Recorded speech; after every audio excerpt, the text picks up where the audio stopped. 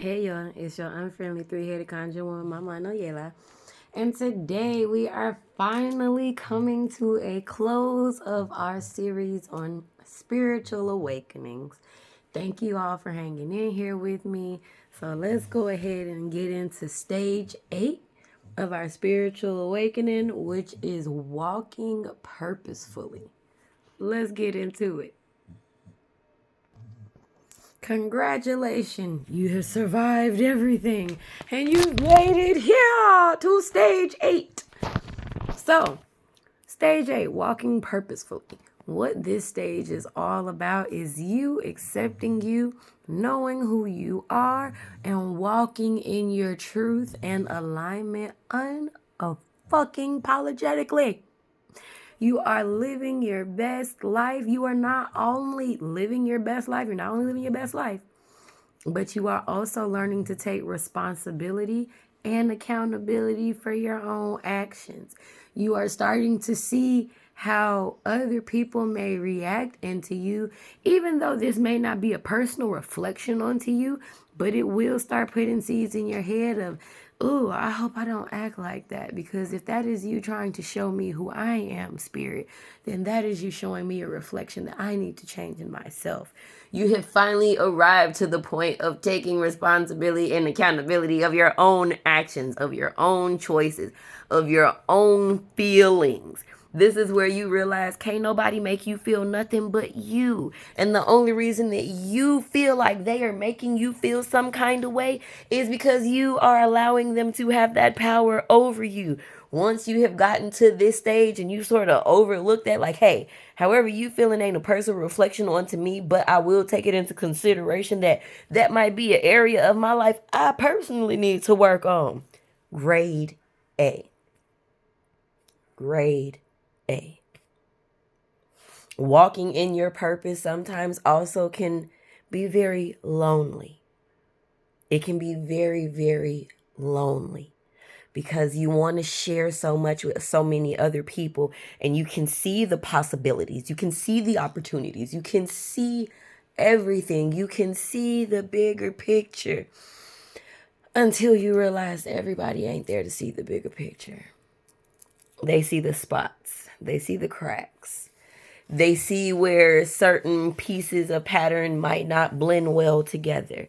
They're not appreciative of the entire picture because they're still trying to see where they fit in just to even get in.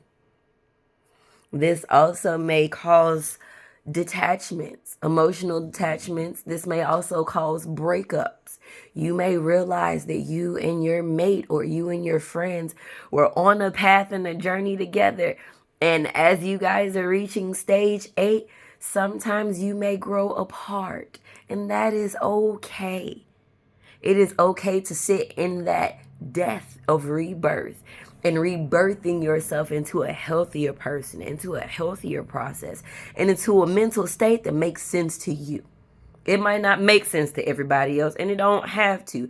And at no point in time should you ever feel like you should have to explain yourself. You should never feel like you should have to explain yourself. If people are open to just knowing you, understanding the new person that you have become, beautiful. Allow them to walk with you on that journey. Allow them to be company and companions on that journey. But don't ever forget that it's a solo journey for you. It is for you and you only. You was born into this world alone or with a twin. Either way, you was born one at a time into this world by yourself. Somebody came behind you, that's fine. If you were a twin, that's probably what happened. But if not, you came into this world alone. And guess what? You're going to leave it alone too. When it's time for you to go, you're going to be the person that's going. Ain't nobody else going with you, baby. And once you come to that true reality and that truth and alignment, you start learning that you can live your life more freely. You can make plans. That trip that you wanted to go on, but you were so afraid because you didn't want to go alone. Well, now you can find solutions to that problem. Maybe you want to go with some new people. Maybe you want to go with some friends, some family, or maybe you actually do want to enjoy the experience by yourself. So you're not operating on nobody else's time, nobody else's schedule. You ain't got to worry about nobody complaining. That is all perfectly fine, well and dandy.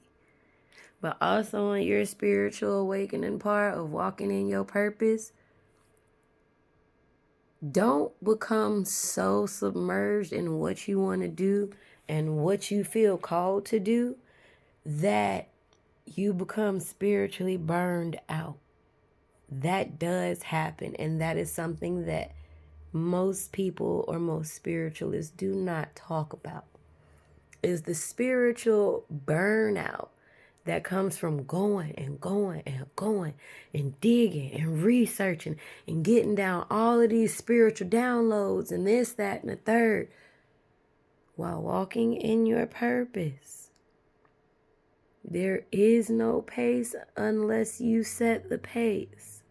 And make sure it is at a pace you can walk to, not run.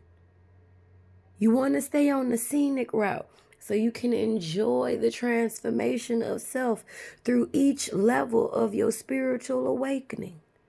You don't just go through these 8 stages once in your lifetime.